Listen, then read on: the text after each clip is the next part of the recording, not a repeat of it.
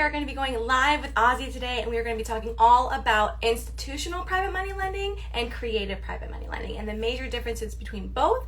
She's also going to be telling us about her story, how she's funded her deals in detail, and walking us through each step.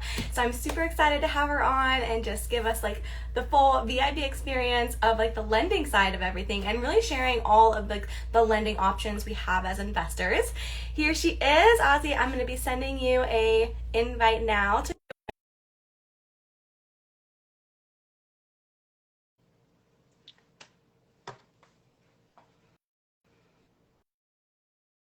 All right, you should have gone. Yeah, there we go. Hello. Yeah. Hey. Hello. How are you? I'm great. How are you? I'm good. Good. A little tired, but great. Yeah. Busy day. How is the whole setup there? Had you like the light and everything? Oh man, I'm It's good, right? trying. I'm trying. It's new for me, so everybody bear with me, but it makes such a difference. Yeah. It's And awesome. like I don't know if you noticed on the lives, it really zooms in, so I'm like Yeah. I always have to like adjust. But yours looks so much brighter. I gotta get some tips from you. Hopefully next time. Do you have it on like the middle one? The middle I white? do. Oh, I let's do. see. Yeah. We'll see. We'll figure it out. Yeah, How are you doing? How's your absolutely. day? It's going great. Just did a couple Zooms this morning with my accountability group Oh, good and to just go. been updating everyone and everything. And I don't know, it's been moving fast, so I'm excited. Awesome. What about you? Good, busy. I got up super early, worked out. Honestly, took a little nap midday. I got up at like 4, so it was Oh my really gosh. early. I've been kind of getting used to getting up early again and working out early, which it just feels better, you Yeah, know? So did that, did some work, had some calls, got here to the office and kind of just set up and ready to rock and roll. that's so awesome. Well, thank Yeah. you again for coming on and sharing everything. And No, for so, sure. Thank you. Thank you for having me. I really appreciate it. I'm super excited to kind of just chat and have a conversation and kind of let you guys know what I'm up to, what kind of options you have for lending, that kind of stuff. yeah. So really looking forward to it. Yeah, I mean, I feel like it was seriously just like meant to be that we met, Oh my God, especially. totally. It was so organic. And Totally. I don't know if anyone knows this, but it turns out that like, you used to be a ultrasound tech, and that's Yep. what I do now in my W-2 job. So it's such a small Yep. world that like, here we Yeah, are. when you said that, I was like, what are the I odds? You don't see many, ultrasound techs turned real estate investors or in this space, but know. super cool. Like I said, when we met, what was it, 2 weeks ago at Invested, I Yeah, think? I Yeah, think it so. was awesome. You helped me with my tech side. I'll never forget that. Yeah. That was the best. The barcode on the phone. For sure. Well, do you want to start out with telling us a little bit about yourself and how you got started and how long you've been doing it for? Sure, sure. So my name is Badiei. I am based out of Calabasas in California. I am a mortgage loan officer. I've been doing it for about 5 years now. Kind of side note, my business partner is my mom. It's kind of how I got in. She was trying to get me in for years and finally pulled the trigger 5 years ago. Best thing I ever did. So yeah, I've been doing that. I first actually got my real estate license and did one transaction. I was out. So then got my mortgage license and been at Forbix for about 5 years now, and kind of got into the investing space about 2 years ago when I met my mentor, Amy Majori, and she kind of opened up my world to a whole nother animal that is beautiful and amazing, and it literally changed my life. So it's been great. It's been a great ride, and I've been learning from great mentors here at Forbix, and like I said, with Amy and her group, and just going to events, meeting you, meeting people like you, like-minded people. So it's been a great journey so far, for sure. I love that. That sounds Yeah, I mean, like you met your mentor at an event. I mean, that I just know. goes to show how important these like So networking events are. random. You It never was know who so you're gonna random. meet. And I always say, like, you're supposed to meet certain people at certain times in your life. And, Amy really fell into my life at the perfect time when I was just like wanting more and kind of wanting to grow. So that happened super organically, and it's been amazing, an amazing ride. So I'm super grateful for that and the community for sure. I love that. And so you said you work at Forbex right now, Yes. and what do you guys offer through that company? So at Forbix, we're a mortgage bank, and we have buckets of capital, and we do a lot of different things. So we have institutional lending, we do non-institutional lending, and I'll kind of tell you what the differences in that stuff is. We do commercial financing, residential financing, hard money lending. So anything finance, we can kind of get it done. The beauty of it is the principals of the company, they are investors themselves. So we understand both sides of the mirror, I guess, so not just from a lending standpoint, but also from an investor standpoint as well. So we kind of have our hands in a lot of different places, but we do deal with a lot of developers, a lot of investors. Like that's our sweet spot for sure. Oh. Yeah. And what kind of deals have you done yourself? Myself in the investing space, you mean? Yes. Okay, so on the investing side, so about 2 years ago, I met my mentor, Amy. And if you guys don't know who Amy Majori is, you've been sleeping under a rock. She's the private money queen, really teaches you creative ways about raising capital and using other people's money for deals. So met her, we hit it off, and luckily I was able to become business partners with her, which was beautiful. So with her, I did one of my first deals in Austin. We did a ground up construction so in Austin or in a lot of Texas, they use one lot and they'll put 2 houses in there. So it's unit 1 and unit 2, and you don't have to like split lots or do any of that stuff, which is great. So we did a ground up construction there, and that will be on the market in summer, hopefully. But the beauty of it is the first unit is already pre-sold, which is awesome. So that was one of my first deals. And then another deal with my business partners in Austin as well is the same kind of structure, about 2 miles away, same thing, 2 units ground up, and just raise money for both of them and don't have a dollar in the deal and making money on it. So it was a great thing. So that's kind of how I got started. And then I actually did a fix and flip started in October out here in California in Torrance with my partners from the RPM group, Jose and Jazz. And that was great. And that was my first time actually being boots on the ground. So that was a very different animal. But it was great. It's all been great. It's all been a learning experience, and just I'm loving it. It's really a great opportunity to grow, and obviously it's a business and you want to make money. Yeah. That's bottom line for sure. Yeah. And I mean, with all these different lending options, what lending options did you choose to use for your deals, and can you explain a little about why you chose that over other options? Yeah, sure. So with the deal with Amy, so like I said, Amy teaches us creative finance using other people's money, and anybody and everybody can be a private money lender, right? So it could be your Uber driver, it could be whatever, a teacher, a nurse that has some money on the sidelines. So the main thing is you raise money from everyday people, right? You take that money and you put it into your deal. So instead of putting my own money into the deal, so our 2 partners in Texas, they were boots on the ground. We were just capital partners, right? So we raised about $250,000, which was what they needed to get started and get going. And that gave us kind of the structure of how we made money. So the way that we structured it, very simple. We made 5 points up front and we get 10% on the back end. So that's a very simple structure. So that's kind of a very creative way about going about doing a deal like that, right? So now on the flip side, it's and the way that we titled this and said, institutional private money lenders, it's kind of the wrong term, because private money lenders aren't institutional, they're non-institutional, but I'm talking more in the sense of, let's say, investors that have more experience, right? And they've been in the game a long time, and they really structure kind of their deals in a different way, right? So my other deal, I brought it to actually my boss, which is very interesting, to do the loan part. So the debt side, right? So you have debt and equity in a deal. And, he kind of looked at it, and we actually didn't end up doing the debt side. And he's like, I will invest the money to do the equity side, which was beautiful, because then I actually become an equity partner rather than just doing a loan, right? So that was great. So the way that structure works is, so he put in $350,000. So we got 2 points up front, and then we get a piece which is called Pref equity, which is a preferred return. Okay, so that is kind of like a more, not institutional, it's the wrong word. That is more, a lot of investors that have been in the game a long time, they use that structure, right? So you can get points up front, you can have Pref equity, and then also, so boots on the ground, which was our partners in Austin, they get a developer fee.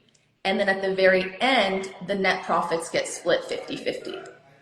So I think the great part about Pref equity, it's a preferred return. So it's a guaranteed return no matter what the profits are. So you get that from the top. right? Mm-hmm. So to me, it's a little bit less risk, right? And you're guaranteed this number. When you say, like, if you're going to be a equity partner in a deal and you get 10% on the back end, Mm-hmm. you're hoping that investor is going to hit, let's say, whatever, $400,000 spread, right? 10% of that is great, but what if they hit 100? So that drops drastically. So with that preferred return, and typically, I would say for us, we do about a 10% preferred return. So on $350,000, we're guaranteed a $35,000 payment, no matter what, no matter if they hit their profit or if they do not. Okay. So that's why it's a little bit different structure, but the beauty of it is with all the stuff, you can structure it any way you want. You know what I mean? So you can go the simple route of, like, let's even say you raise money and you get your private money lender a 12% annualized return.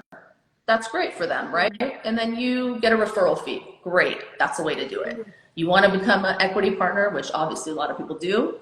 Say, hey, I'll bring you this private money lender. I'll take 2 points up front, 5 points up front, whatever your standard process is, right? And then on the back end, I want 10%, 20%, 25%, whatever the structure works for both parties. You can go so many different ways.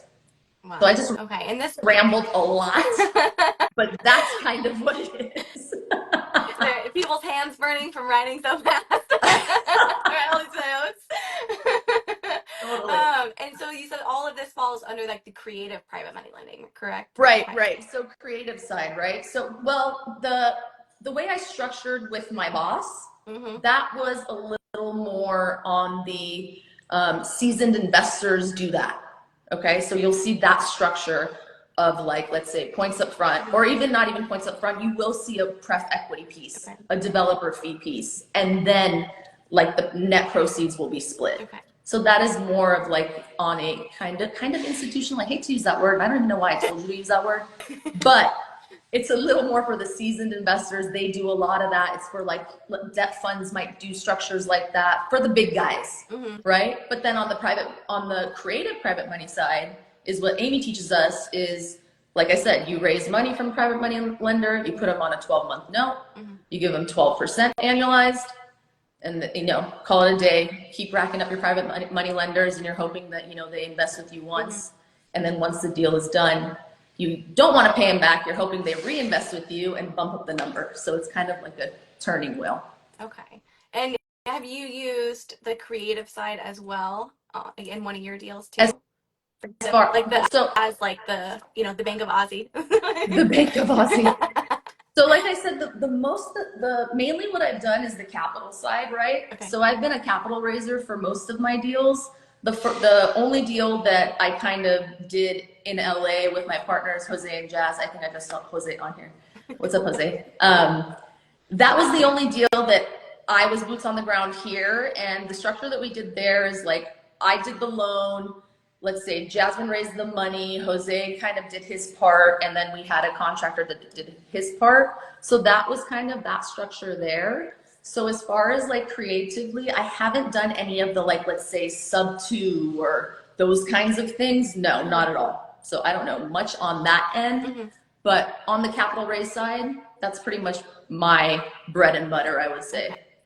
Okay. So we got the creative private money lender where you're, like, with your boss and with, you know, just like the Bank of Aussie, like you said, like Amy teaches. And then you also have, I guess the reason why I put institutional is because what I was thinking was, like, because I feel like when you go, like, you're talking to a lender and you say private money lending, they'll oftentimes refer to, like, hard money lenders. Yeah. Yeah, I was gonna you offer that as well. Exactly. So I was going to kind of get on that too. So a lot aside, let's say in our business, people will say, I want a private money loan, but it's typically a hard money loan. It's probably a debt fund, right? So what does that mean? So difference between kind of institutional and non-institutional is on institutional, like lending on the debt side, it's pretty much a loan that has, on institutional lending, there is rules and regulations that kind of govern that loan, right? There's restrictions, there's guidelines, there's all these things. You got to qualify with tax returns, these kinds of things. That's your income.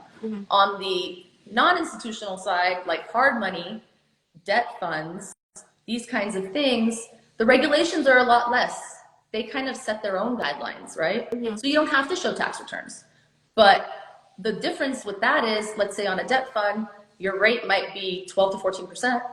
But if you go institutional with bank, your rate might be, let's say, 7 to 10%, whatever that looks like. So that's kind of the trade-off with traditional versus non-traditional, if that makes sense. Yeah, no, it does. And, obviously sounds like, the hard money lender is obviously a little bit more expensive than going the conventional route. But why would someone, I'd say, go a hard money lender versus like a private money lender on like the creative side? Like, do you know why an investor might go with one over the other? Yeah, so I mean, when you look at it from a debt perspective, if you're telling an institution, I want private money lending, private money loans or hard money loans, it's pretty much one and the same, right? Mm-hmm. But if you want to go creatively and you have, let's say you have a deal and you want to lock this deal up, Mm-hmm. let's say it's in middle of America for like, I don't know, $200,000. That's definitely not in LA. Oklahoma. Yeah, there you go. Your spot. So let's say it's in over there, right? $200,000. I can go raise creatively from what Amy has taught me. I can go raise $200,000 from someone and tell them I will give you 12% annualized for this money that you're giving me. Once I purchase the property, rehab it, sell it, I will pay you back that percentage. Whether it's 12 months, when we say 12 months annualized, that's just 1% per month. So let's say if that person's going to get paid off at month 6, they'll make 6%. That's kind of what it is. Okay. But most people like to do their notes for a 12-month period just because it's cohesive and it just works well that way. So you can do that. That's the creative side. So you don't have to use a hard money lender. So I tell a lot of people that are at those price points where you're picking up anything from like, $100,000 to $300,000, you could raise that pretty easily, right? Once you know systems and strategies of how to do that. Mm-hmm. Now on the hard money side, so I tell a lot of people, let's say you're in California, you're in LA, your bottom number right now where I live is like, you're lucky if it's 900, right? So to raise $900,000, especially as a new investor, is hard. I mean, you might be lucky and great at it. It might not be hard for you, but it's just a big difference, right? Especially new. So what you can do is you can get a hard money loan, right? And then the difference in that you can raise from a private money lender. So you use debt and equity, right? Mm-hmm. If that makes sense. So the hard money loan will give you whatever percentage loan to value. Typically right now, that's another thing I want to touch on with the hard money lenders right now. The game is changing and it's changing a lot daily. They are tightening up on a lot of guidelines and it's getting very interesting. But typically I would say with someone with no experience, you're probably going to be anywhere from like, I don't know, 70 to, I mean, I've seen 90% with some, but anywhere, let's just say 70 to 90% leverage. So if you have $100,000 house, and the hard money lender gives you 90% loan to value, you have to come in with 10%, which is $100,000. So with that $100,000, then you have to figure out, what is my budget for the rehab, right? I'm talking fix and flip. So what is my budget for the rehab? Let's say it's another $50,000. So you're at 150, but you don't stop there. You got to do your holding time of the loan. You got to do, all the other little costs and fees that you have to incorporate in. So let's say all in, you're at 200, right? So at that point, that 200 difference, you go raise from a private money lender. So I say, hey, Miranda, do you have 200,000 sitting in your bank? I have this great deal. You show them the deal. They do everything in an analyzer. They look at it. They like the deal. They like you. They give you the money. You have the debt portion, which is at that 90%. You raise the extra 10 to 20%. So you're all in on a deal creatively and kind of institutionally, or hard money. Okay. And can you do this with like a DSCR as well? Yeah. So DSCR loan is a little bit different. DSCR loan is a debt service coverage ratio loan, which in layman's terms or easy terms is the income of the property has to service the debt, right? So debt is a loan on the property. So if your loan is $2,000, the income on that property, right, the rents on that property has to be $2,000. And it's usually a 1-to-1 ratio. So DSCR loans are great for investors that want to pick up properties. The difference between hard money and DSCR takes a little bit longer. So a lot of these investors, you have a short window to pick up a deal. So they will go hard money to close in 7 to 10 days, right? Or whatever. So 5 to 10 days, whatever that looks like. DSCR loan, you're looking at probably going to be in at least 21 to 30 days. So if you have that timeline, you can absolutely go DSCR because that would be a lower rate. You know, DSCR loans right now, I think you can get something in the 8s, where hard money right now, you're really, even like experienced investors aren't going under 10%. If you're lucky, you're a little bit lower, but definitely at 10s to 11 to 12%. So if you can save that difference, but the only thing, the same exact thing, you can do the DSCR loan. The one thing with the DSCR loans, there are prepayment penalties. So hard money loans do not have prepayment penalties. So if you plan on holding a property for like 4 months, I would not consider a DSCR loan because you can buy down your prepayment to like 1 year, but you can't buy it outright. So you can't not have a prepay. Okay. So this is that DSCRs are better for something that a project, let's say, is going to take longer than a year, but your typical prepayment penalty with a better rate is going to be at like 3 years and they have 5 years. So DSCR is great for long-term holds if you want to buy and hold for a long time. Very simple way. They don't look at your tax returns. A lot of investors, you know, utilize the DSCR loan for sure. And so, like, say if like I wanted to go buy an Airbnb or anything, I can do, and I wanted to hold it for a long time. I could do a DSCR and then raise the private money for like the down payment. You can't. Can you do that? You can. Actually, I don't think you can. I'm gonna be honest with you because, like I said, right now, guidelines are getting so strict. Some lenders might allow, I need to double check on this, a DSCR with gift funds. Okay. So I am not sure if that's possible. I will double check. If you have questions on that, you can hit me up and I will find out for you. I don't like to give information that I don't know for sure. But gift funds are allowed on some products, so that could be a possibility. Okay. But I'm glad you said short-term rental because there are new DSCR. DSCR loans came out with using short-term rental income with the short-term rental boom during COVID, but they came out and they weren't that great. Like they were like, yeah, we can do this. And then when it really came down to it, they couldn't perform. So it kind of went away. But now lenders, they're bringing them back. Like a lot of lenders are, which is great. So you can purchase an STR, a short-term rental, with a DSCR loan, which is great. Or if you need a refinance, you can also use a DSCR loan by your income is based, so on the purchase, it's based on the Air DNA rents. And then if you're refinancing, they take 12 months of just the rents off of Airbnb. So they'll use that income, just like a regular DSCR loan, but now you're allowed to use your STR rental income, which is great. Yeah. Are they doing that for midterm rentals too, or just short-term rental? You can do that as well. Okay. Kind of falls in the same category for sure. And then one other new product that actually came out is a DSCR second, which is very new and great because a lot of people right now are utilizing second mortgages. Because if you were smart, like many people during COVID, rates were like, it was like free money. Yeah. You were like in the 2s and 3s. So many people right now, they don't want to refinance that. You know what I mean? But say they want to pull some money out, buy a property. Say they want to, I don't know, pull some money out, fix up their house, whatever that looks like.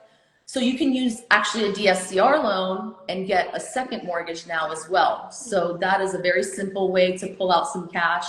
Max loan amounts are up to $500,000. So depending on, you know, you gotta have like a combined loan to value of a certain amount. So you have to hit that threshold. But if let's say someone has a property that has a lot of equity in it, or it's free and clear even, right? I'm sorry, not free and clear. Let's say they have $100,000 with a house is worth $1 million. You have a lot of equity. You can do a second and pull out cash for whatever you want to do, buy another property. So that's another great new product as well. Awesome. And so why would someone do a DSCR second over like a HELOC? Really doesn't make a difference.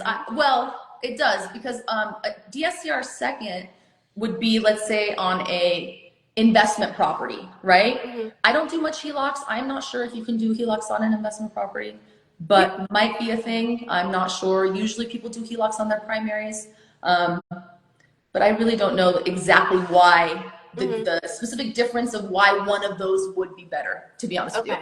I've done a little bit of research into that, and like you can go up to I think like 70% most lenders will do for a HELOC on an investment property. Oh, So it sounds okay. like with the DSCR loan though, you can get access to more money since there's Yeah. that 70% cap with a HELOC on an investment Yes. property. So on the DSCR second, the cap, well, the cap, if you have a 740 or above credit score, the cap, I believe, is 75% combined loan to value. So the combination of your first loan and that second loan has to be under 75%. So that is a little bit more leverage.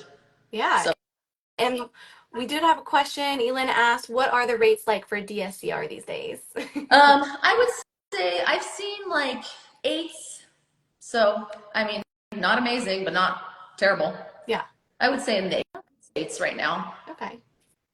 That's not bad. And obviously depending on loan amount too, right? And your credit score and all those things play a factor. But if you're like, top tier, you could get something in the eights, I'm sure. Okay. And then now, as you've been navigating the differences between DSCR, hard money lending, and creative private money lending with Bank of Aussie, like what? I like that. I need to make the Bank of Aussie. I mean, it's like because I feel like when you say creative private money lending, people are still like, "Wait, what do you mean?" I, yeah. I like saying that. It's the best way to come across. Totally. That's exactly what it is. People are becoming the bank. Yeah. Just look at it that way. Yep. What do you feel like though are like the biggest differences investors need to look out for when deciding which one to move forward with? As far as products or as far as like structuring the deal? Just structuring.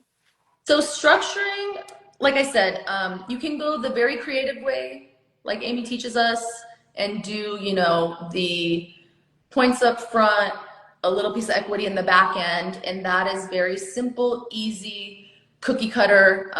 And I think for newer investors, that might be the better play for sure. I think if you are a newer investor and you don't really understand the dynamics of setting up a capital stack with like, pref equity and a developer fee and then like all that, it gets a little convoluted. And if you don't really understand it and you go to the investor and you try to explain it to them and they're like, what are you talking about? You've never done a deal. You have no idea what's going on. So that's why like on the second deal I did that was with my boss, he is a very seasoned investor. So he understands that and he can navigate that and portray that to the actual investor that, hey, this is what it looks like. This is my standard process. This is what I want. And like I said, when you have that pref equity piece in there, that is a guaranteed return no matter what margin you hit. Okay. So at the end of the day, you're getting 10% for sure. Yeah. And then on the back end, hopefully you get some kind of equity on the back end because they hit the number that you want. Mm-hmm. So I think for beginners, definitely go with the learn how to raise the private money from, everyday people, your Uber driver, teachers. Teachers are great.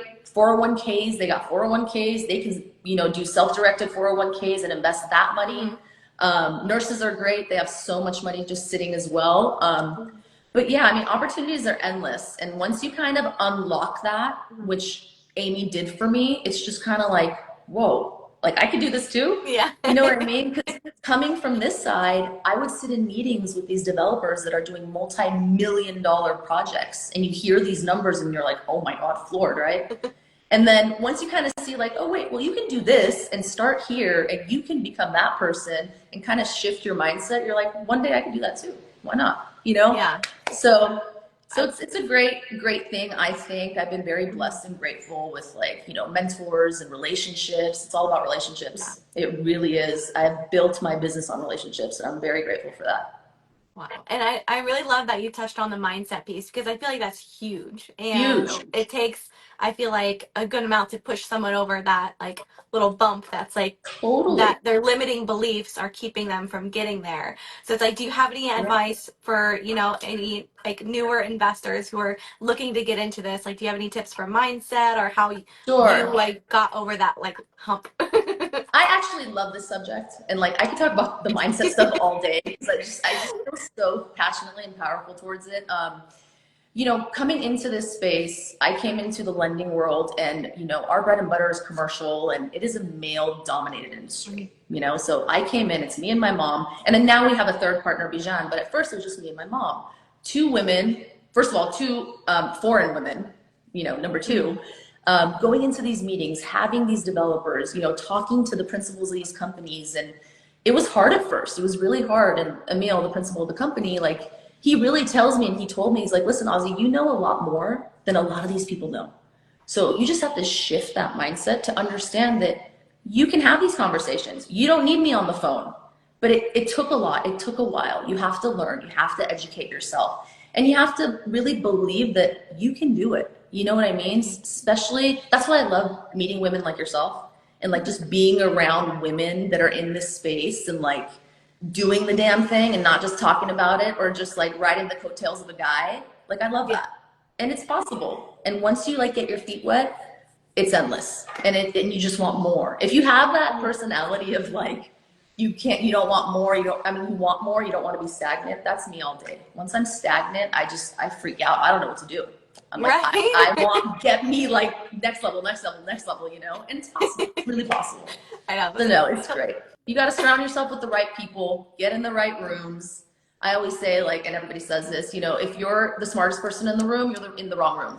I've always kind of surrounded myself with people that are just killing it. And I'm like, wow, mind blown at first, but then once you kind of get into it and you're around these people, you're like, wait a minute, I know a few things. Let me teach you a few things. Let's do this together. We can collab here. You can do this. Like, I don't know. It's awesome for sure. And that was like super hard starting out too. That was that mindset of being in rooms where, you're not the smartest person in the room. Because I feel like when you're starting out, it's like, I felt like almost like that kind of imposter syndrome. Like, who am I to be here right now? I have nothing to offer. Totally. And it was like getting over that mindset of like, no, like people are saying I should be in this room. So I'm just gonna listen to these people and trust that they know what they're talking about. It's so true. It's so true, And Ozzy said I should be here. So. I swear, and that's why, like, when I meet new people, like, I go to a lot of events with Amy, and like I said, I've been very grateful and blessed to be not just like a business partner, she's like a sister to me, and like she's opened doors for me and takes me to these events. And actually my first event 2 years ago with her was Clever Summit. And Clever Summit is one of the biggest investor events, and I had no idea. I'm like, who's Cody Sperber? Who's this? I don't know these people, right? So I go there and I walk in and there's like 2,000 people, right? And you're just like, whoa. So like getting in these rooms, talking to like the Cody Sperbers and the Jerome Maldonados and the Amy Majoris or whatever, Vina Jetty, it's crazy. At first you're like, whoa, like mind blown. Well, first of all, because I didn't know who they were, but once you hear their stories and what they're doing, you're like, wow. So it's a blessing to be able to get in those rooms and kind of grow from there. And, having people that kind of push you. I think that's my biggest thing is people kind of like, I know I can do things, but like when people kind of push me like, Ozzy, what are you doing? Go. I'm in, all in. I dive in without even thinking, which is great. But no, it's been a great journey. I'm really grateful for sure. And for you too, I'm sure. Like you're killing it too. And I love that we connected, like I said. Instantly, it was a vibe. It was. And I love that you said that too. You just jump in because you really did. We were like just standing in a group talking and I was like, well, if anyone's interested in doing an Instagram live with me, let me know. And you're like, I'm like, me, I do. Get me out of my comfort zone.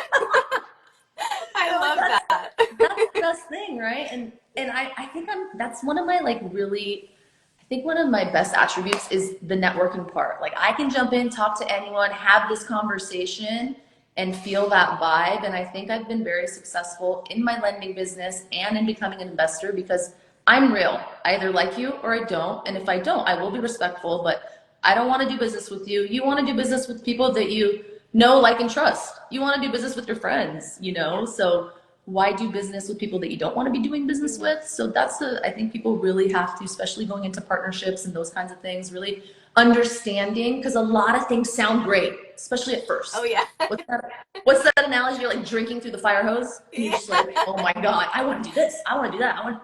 And it's crazy. But once you kind of hone in and pick something that you're good at and you figure that out, and there's bumps in the road, and you might not be good at everything, but you will be good at something, and just push the throttle.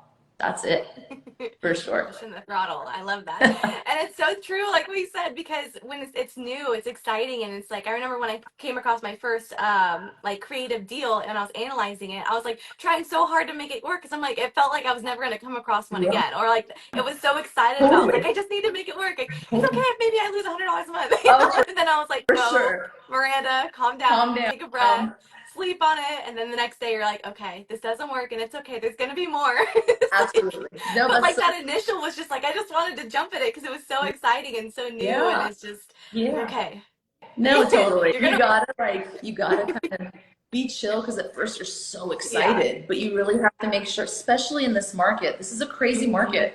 Like it's from the like real estate investing side to the lending side. We have seen such a shift in production that it's insane. You know, 2022, 2023 was the best years. We did collectively, like on my team, $150 million, Wow. which is amazing. Yeah. But 2023, we're like at around I think the 25 million mark, which is still amazing. But when you're at 2022 at 100 million almost, 2023 at 50 million, you usually want to go up. Right. So, and this year, it's really tough to make deals happen. So you Yeah. really got to try to, you know, get creative and figure out what the Mm-hmm. possibilities are, you know? Yeah. And like on your side, do you see any like major contributing factors to that? Like, do you think it's more of like what's causing the shift that you're seeing Man, on your side? I mean, for sure, the interest rate market, right? Like Yeah. interest rates are through the roof. Yeah. And when interest rates are through the roof, especially on the commercial side, deals are just not going to pencil out, right? Because on the commercial side, it's very different than the residential Mm-hmm. side. You know, residential side, you're basing a value on comps. On the commercial side, everything is based on the income of that property. And if you're going to get a loan and your net operating income isn't as high, you need to debt service. So when rates are high, you're only going to debt service to a certain point. Mm-hmm. When rates are low, you'll definitely hit that number. But when they're high, if you want $2 million with the rate of the market today, you're probably only going to get to $1 million. So you have to come in with $1 million more. So a lot of people are just sitting on the sidelines, getting extensions, waiting. Mm-hmm.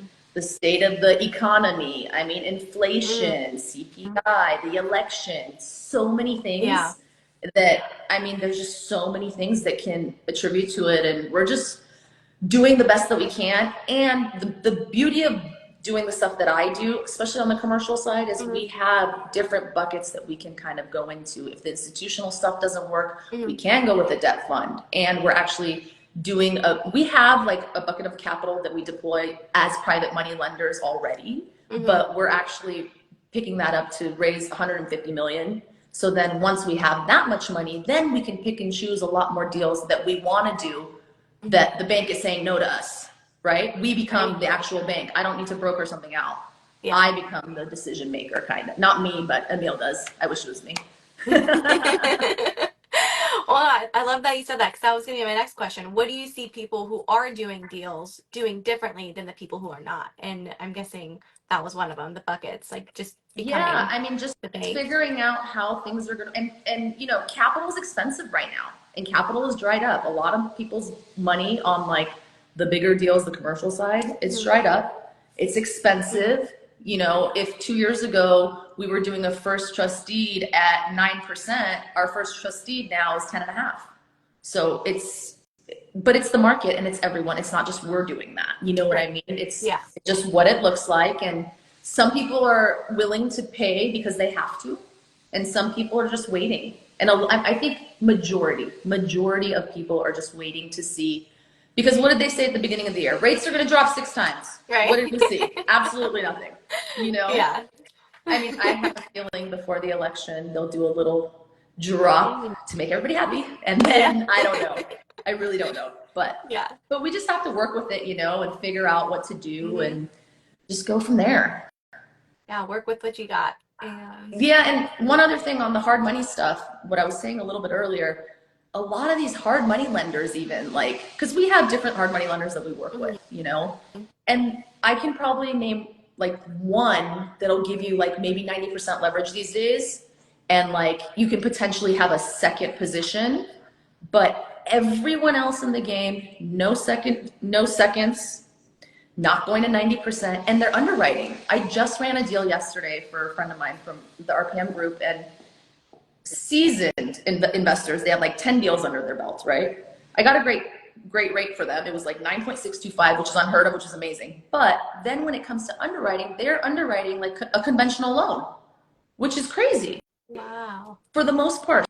So it's interesting because those people are getting really strict too. But you know, you can go to some hard money lenders, they'll charge you like 13% and turn an eye and give you a loan, sure. But I'm just seeing a big shift in that, like the hard money lenders are really kind of buckling down too. People are just scared. I think from banks to hard money lenders, institutional, non-institutional, people are just scared and aren't lending the way they used to. So it is tough, but there's always a way around it. We try to get as creative as we can. So, you know, I think if anyone has questions or wants to kind of figure out how to figure out their deal, the one thing I will tell you, I always under promise and over deliver. Like I do not want to over promise you something. So that's why I end up saying, if I get 10 deals, I end up saying no to 8 of them. Because I know at the end of the day, like 3 weeks in, that lender's going to come back to me with something that's going to kill the deal. So we really, not just me, but everybody at this office, we really try to underwrite the deal even before. Like we have very, very experienced processors that like some companies will just paper collect, processor will kind of put it together, send it to a lender, right? We collect, our processor literally underwrites the deal. So before we even give it somewhere, we know if that's going to make sense. So I don't want to waste my time. I don't want to waste your time. And I want to be as transparent as possible because I've seen some interesting situations these days. People are hungry. People aren't making money. Brokers are doing certain things. And I just think transparency is the best thing. And if I have to say no, I have to say no. But hopefully by me being honest to you, your next deal you'll still bring to me. And hopefully that'll be a yes. You know what I mean? Yeah. So that's really what I really truly believe, that you have to be that way. Yeah. And is there anything like on the investor front that we can do to make our deals like look prettier or like, you know, look more presentable to lenders? I mean, really depending on what kind of, which way you want to go, right? So there's guidelines for all kinds of loans. When you're going the conventional route, you're going to have a laundry list of things that you have to give me, which is, you know, tax returns, W-2s, if you have a W-2, if you're self-employed, 1099s, bank statements. So it's a huge plethora of stuff. So obviously entire packages is what we ask for. Lenders want to see entire packages before they even make a decision on anything. On the hard money side, obviously, hard money is a little bit different, right? So pretty much if you're trying to purchase a property with hard money, you just need to have your purchase price. If it's going to be a flip, you have to have your rehab. And on the rehab, one of the biggest things is, one thing that investors could do is give me a detailed rehab list. I know it's hard. At first, just to get pricing, sure. But if you like actually line item detail, lenders love that. Okay. Investors love that. You know what I mean? So that's one thing. But in general, just having like a package that is fully put together. Sorry, someone's talking. A package that's fully put together will obviously be more presentable and be able to get you hopefully to the finish line a lot faster. Okay. So, yeah. Okay. Are there anything like, I guess on the other end of that, are there any pitfalls investors should look out for, or anything that people think is and is actually untrue or not accurate that you see a lot of? I think one thing, especially on the ground up construction side, a lot of lenders, especially right now, but mostly like they will not give you a loan if you don't have experience, like especially ground up. On the fix and flip side too, that's a little bit easier. You're just going to get a higher rate, right? But a lot of the hard money lenders on the ground up side, they want to see like 4+ you know, builds in the past 3 years, let's say. Okay. But one way to get around that is you can possibly talk to your GC, make him a partner in your LLC, right? Which with his experience, you're assuming that GC that's doing a ground up has a bunch of experience doing ground up. So you can use his experience because it is one LLC. So that is one way to get around it, which helps, but it's, you know, obviously liable to, if that GC wants to do that, GC wants to take that lead. But if I was a GC and you came to me and I was already doing your project, and you said, I'm going to give you a percentage of equity too, I would do that all day. Yeah. It makes complete sense. So that's definitely one thing. What else? I think like I said, everything's just getting a lot harder. So I'm going to ask you a lot of questions. Don't get annoyed. Yeah. Like, you know, the lenders ask us and we have to come to you. Like I said, I try to be very transparent and try to get all the questions asked up front rather than, you know, up front and be like, yeah, that's another thing I see. You know, right now, a lot of brokers, a lot of lenders, business is slow. So any deal they can get, they're grabbing.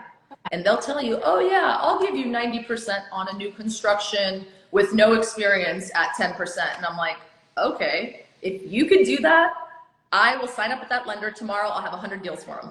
So they'll say certain things, because I've seen this and I've heard this, you know, and I've heard it from clients that have told me what they've heard, and their deal fell out over there because of that 3 weeks in, and they came to me. So you can't always, that's why, like, if you are going to do any kind of loan, call 2 or 3 different people. I mean, call me for sure, but I'm saying, don't just call me. I won't take it personal. I want you to go to different people and kind of see what the trend is, you know? If ground up construction is at 12% across the book and someone comes to you and is like, I'll give you 10%, that's kind of a red flag. Because if the entire market is like that, it might not be. I mean, you don't know, but it just, you have to really do your due diligence these days, because deals are falling apart at the finish line all the time. Wow.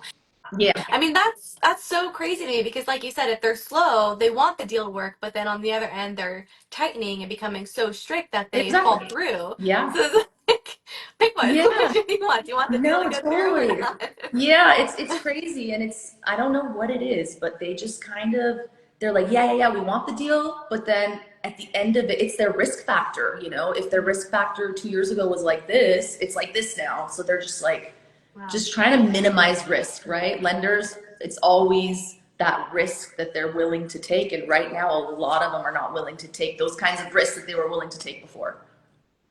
Wow. Okay. And then what about on the other side of it? Is there any like red flags or things, like I said, pitfalls with the creative side that people need to look out for? Oh man, yeah. I think on the private money, like if you're raising capital, I mean, there's a lot of things you want to look out for. Number one, you gotta know, like, and trust the person you're working with, right? So, because private money lending is rapport-based lending. It is not institutional lending. There's no crazy guidelines. You set the guidelines. So you really have to build that trust, right? So even like we say, you can go raise money from anyone, but if you don't know that person, you gotta like nurture that relationship, kind of dangle a carrot, be like, this is what I do, and then kind of put something in front of them and show them how you do it. You have to have credibility. You have to have all these different things that stack up, and this is gonna take time. You're not gonna just walk up to a random person and be like, hey, I do this, and they're gonna say yes. They might, but I have not seen that. So you really have to build that trust and rapport and all that. And the biggest thing is, some private money lenders just give you this feeling, and you just, even if they're like, I'll give you $2 million right now, but they give you this weird, I would say no all day. Like, trust your intuition, 100%. Make sure you have a good relationship with them. That's huge, because you want to continue to do business with them.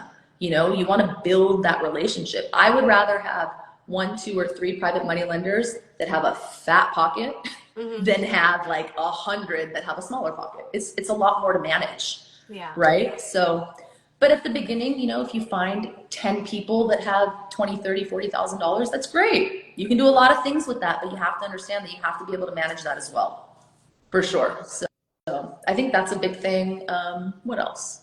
I mean, so many things. When you're going into like fix and flips and stuff, making sure like your GC is credible. Like on our Torrance flip, our GC, our sub turned out to be just not what we thought. You know, my cousin was the contractor, and we brought him in and we did this partnership, and he was new and I was new, and that's why we partnered with Jose and Jasmine, because they'd done a bunch of flips and they gave us the opportunity. It was a great thing to kind of get our feet wet. And for my cousin to be new, he did great, but there was a lot of things he didn't know. So he hired kind of like a GC too, but that GC did like terrible work and kind of screwed us. So it's so important to have like that, you know, relationship with a GC that you know can perform. And I hear like, we didn't get that screwed. Like, we still made money and everything worked out and it's great. We love each other, da da da da da. But I've heard some horror stories, like people getting screwed out of like hundreds of thousands of dollars just because of a GC. So that's another thing. All those questions are for Amy Majori. Follow her, hit her up. She will teach you all of that. But yeah, that's it. That's pretty much it for sure. Oh my gosh. You should see my note page right now. Is it going? Are you writing? Really? I don't have to look at the paper to write. Oh, good for you.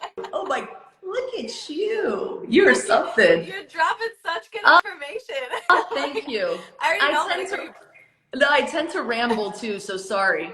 No, it's all amazing information. Well, tell us what are you up to now, and what new things are you venturing into? Oh man, I'm so bad at like not jumping at opportunity. Like if I see opportunity, especially with people that like I want to do things with, like I'm hard at saying no.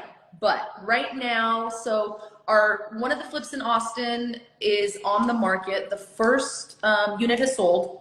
The back unit is still on the market, and then the other project that is in Austin as well. The first unit is pre-sold. The whole thing will be done in summer, so that'll go on then. So then that's another thing that is finishing up. Did the flip in Torrance. So now I'm really thinking of trying to get some either midterm rental, long-term rental. Been talking to a few friends of mine. I'm sure you guys know Amanda and DJ. They're amazing. Those are another two that you have to follow. They are amazing at what they do, short-term rental space, hotel space, just beautiful humans in general. So we've been kind of chatting and hopefully maybe get into some of that long-term, mid-term rental space because the tax game is killing me and I need some assets. Yeah. So that's number one. What else? Oh, another thing that I'm really getting into, a lot of people have been hitting me up for, I'm sure you guys have heard this Gator Lending. Brought up by Pace Morby. He's amazing too. He has done some insanely amazing things. So I kind of looked into it because a lot of people were hitting me up for like, small amounts of money for shorter terms. And then I kept hearing this Gator Lending. I'm like, what is this? What is this? So I kind of have looked into what he does, which is amazing. So I'm trying to blend two worlds of taking kind of what he's doing and what Amy does and what Amy's taught us and doing kind of like short-term lending. So let's say someone needs, I don't know, $30,000 for an EMD or for, to start construction, to get a draw for their rehab or whatever that looks like, right? You can invest that $30,000, let's say for a 90-day period, and then get like a flat fee. So it's like a chunk of money. And a lot of people I feel like in this market really like that. Like the 12-month note is really, I have noticed, I don't know about other people, but I have noticed people are scared because they don't know what the economy is doing, what the world is doing. So when you give someone an opportunity to do a 3-month hold with an amazing return, pretty much typically anywhere from 10 to 12% flat return for 3 months, it's a great thing and people love it. And I'm actually starting to do this with my business partners in Austin. I wouldn't do this with just anyone yet because I have the relationship with them, because I've known them 10 years. We've done a bunch of projects together. I know they're reputable. I mean, we're giving personal guarantees, and I would never take someone's money if I couldn't personal guarantee it myself, knowing that I had that money just in case they fell through. You know what I mean? Yeah. So, and it's been great. People are happy. I mean, people are just like, they want more because it's quick money. You think about it. Let's say you do $50,000 for 3 months flat. What is that? 15%. Let's say, or 12, let's do 12%. What is that? I need my calculator. What is that? Come on, you don't need your calculator. You got it. What is it? Come on, quick on your feet, quick on your feet. I don't know. I'm gonna wait. You can do it, come on. Oh gosh. You got it. I don't know. 12%. Gator, we have a gator in the audience. Someone answer the question. $50,000, flat 12%. What is your return? Someone answer the question. Come on, we got to have some math people in here. We're dealing with numbers all day, literally. I'm gonna wait. I'll pull it up. No, I'm just gonna wait. It's so simple. Calculators. Okay, Christina, 12% flat of $50,000. What is that? What's that number? Christina, they're asking Someone's pulling out a calculator. I mean, this is crazy. We're waiting all day. All day. No calculator, there it is, 6K. So in 3 months, you're making 6K, which is amazing, right? When you think about it, because if you did 50,000 on a 12-month note, it would be very different and a longer period, right? Oh, yeah. Right? Yeah. So quick returns, we're doing a little bit of that. If anyone is interested in like learning a little bit of that, like I said, I started to do it a couple times and people are, you know, having interest in wanting to do that. And I think it's just a great way to make quick money and kind of just flip it and keep going. But then again, like I said, I am doing it with someone that I absolutely know, like, and trust, have done a bunch of business with. It is personally guaranteed, and you know, you get your promissory note and all that stuff. So that's something I'm venturing off. Like I said, right now in this market, this is growing season for me. I'm trying to learn, grow, meet new people, meet new investors, meet new developers, get on lives, get on podcasts, get uncomfortable. This is very uncomfortable for me. I've done a lot of uncomfortable things this year, which is great. Amazing. So it's been cool. It's been really great. I'm just me. This is how I operate. I don't know how to fake the fun. It is what it is. This is what you get. So it's a blessing to be here and, you know, be able to do this with you. So thank you for the opportunity. Seriously, I really, really appreciate it. I really appreciate you coming on and sharing all of this amazing numbers. I swear I can do math. I was waiting. I just had a brain fart. And I kept wanting to say it, but I was like, nope, I'm not going to say it. I'm not going to say it. Which I was like, duh, because 12% of 100,000, 12,000, cut that in half, 6,000. There it is. I can do math, I promise. You're good. You are so good. You're so good. That's so funny. One time I forgot my cousin's name on here. Someone asked me what his name is because sometimes my mind goes blank on these lives. This is why I have to have like a rough draft, like I told you before, because I don't want to forget. Well, when you're talking for like an hour, it's just kind of like, you know, you get to that point, you're like, all right. Yeah. And like I said, I rambled, so my apologies again. No, all of this was absolutely amazing. And I know people can find you on Instagram at Badiei Lens, Ozzy_Badiei _Lens. Yeah. Is there anywhere else they can find you? Yeah, you can email me, my phone number. I think Instagram is the best. I can put can I type right here? Yeah. Oh, yeah. I can. Sorry, I'm really bad at technology. There is my email. That's my email. So if you have any like questions, scenarios, reach out to me. I can hear my phone number too. I'll post it in the comments too when I post this. There you go. So you have my email. Oh my God, my mom's in here. She put my phone number in there. Hi, Mom. Hi, Mom. Nice to meet you. It's so funny. I told her, I'm like, come jump in because she's here. And she's like, oh, no, you do it yourself first. I was like, all right, cool. We got to do that one day. I got to get my mom on one of these. I love it, yes.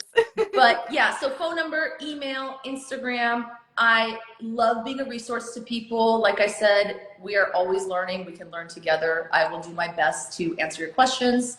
I can offer a variety of products for your financing needs. Just hit me up. Can have a conversation. Just want to, you know, build relationships and do business together and meet some great people. I love that. Well, thank you again for coming on. And one last thing before we go. Sure. I know you're very, very passionate about mindset. Is there anything you want to leave this audience with, mindset-wise? I think the biggest thing is confidence. You know, I struggled with that for a very long time, you know, and once I got to the point where I'm like, damn, I can do this. You know, you have these ups and downs, right? Mm-hmm. So just believe in yourself. Believe that you can. And you're going to fall on your face sometimes, and that's okay.